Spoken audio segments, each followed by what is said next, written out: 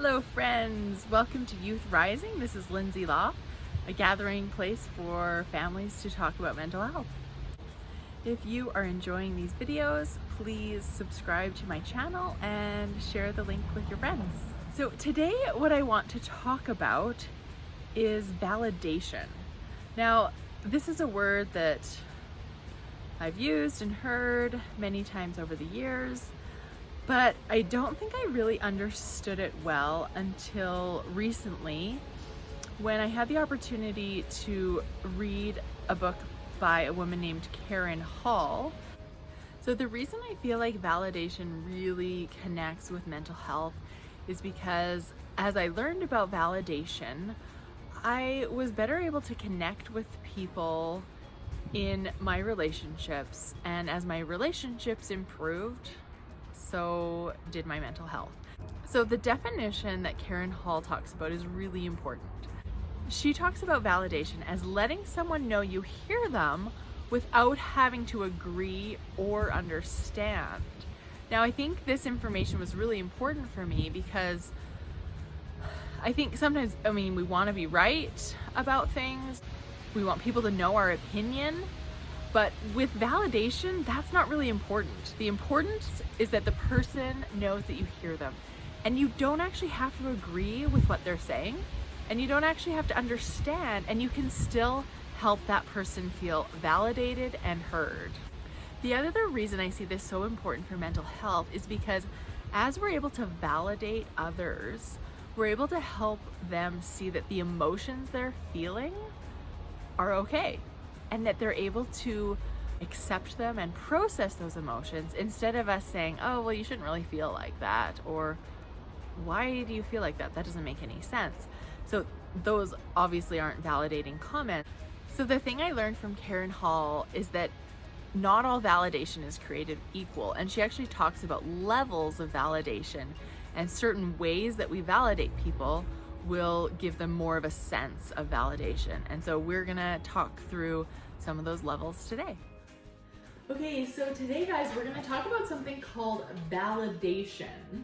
Have you ever heard that word before? No.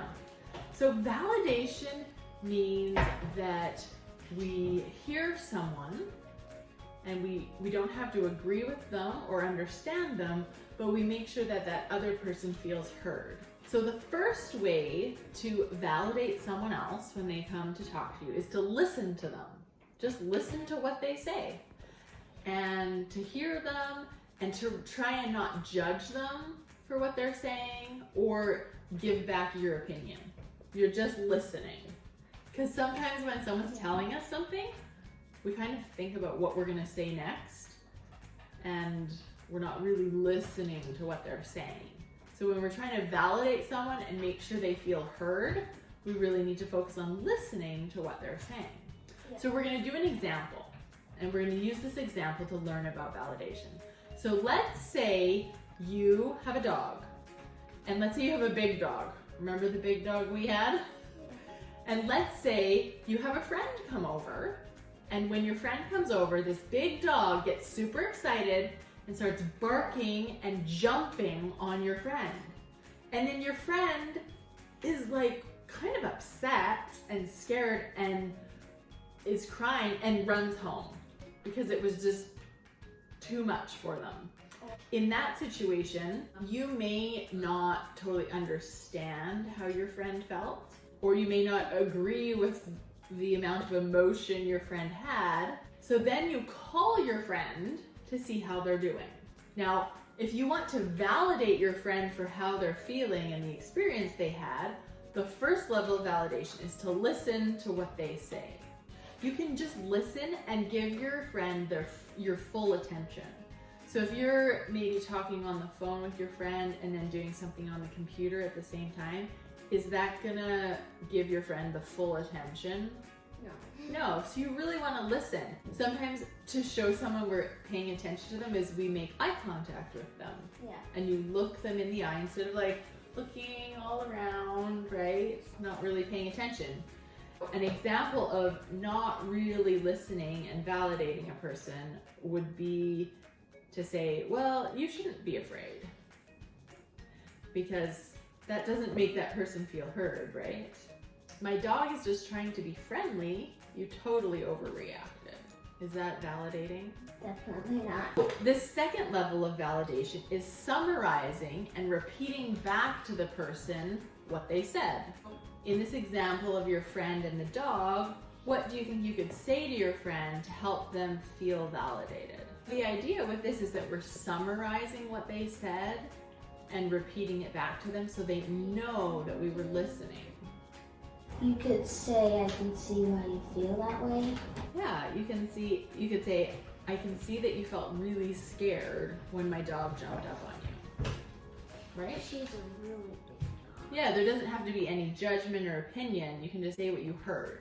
So the third level of validation is that we look at the person, our friend, and we say, well, given your history, given your previous experience, I can understand why you responded like that. So maybe your friend had been bitten by a dog like last year.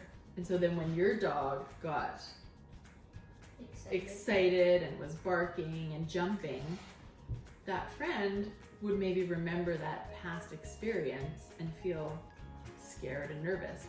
So you could say, hey, I know that last year that dog really scared you, so I can understand why you were so afraid of my dog.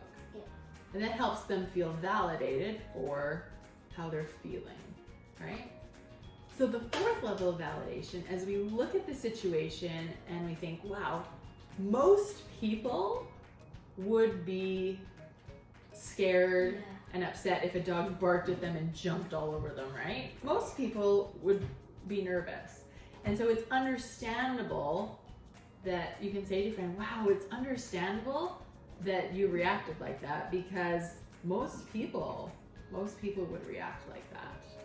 The fifth level of validation is when we've had a very similar experience to our friend, so that we really can relate on a shared experience. Maybe you could say, oh, you know what? Last week, I was sitting there eating a sandwich and a bird started coming towards me and attacking me to get my sandwich. And you can share how you felt, and that experience maybe was similar, or maybe you've had a dog jump up and scare you as well. So you can share that similar experience with your friend, and then they're like, okay, you kind of get what I'm experiencing. You're not always going to have a shared experience, right? Yeah. Like you might have a friend who has a really hard experience that you can't relate to, right? Maybe you have a friend that fell out of a tree, and maybe you've done that, so you could share that experience and help that person feel heard and validated, right? But if you haven't fallen out of a tree, you maybe can't share that experience, but you can say, hey, it's understandable that you would feel really scared of being up high if you've fallen off of a roof before, right? So you can use the different levels of validation if you haven't had a shared experience. What if you've fallen off a fence and your friend has fallen off a higher spot? You can also express that. Yeah. If it's a similar experience, it doesn't have to be exactly the same. It just needs to be similar, right? It will never be exactly the same. That's right. You can never have exactly the same experience as someone else, but you can have something similar that you can relate to. Why do you think it's important to help other people around us feel validated? Why is that something we would want to do? Because it makes them feel validated, and when they feel validated, it strengthens your relationship. Absolutely. And that's really important when you're building a relationship, because it creates connection, right? The other thing I've learned about validation is that it doesn't necessarily come naturally. Naturally, we want to disagree, we want to share our opinion. And so it takes a lot of practice. So as you practice these different levels of validation, be patient with yourself and let me know how it's going in the comments. Have a great week. We'll see you next week. Bye. Yes, Claire? I've had a dog walk over me, which was our dog. He climbed on this house. He did climb on this house, didn't he? Very high. I'm glad I didn't fall off.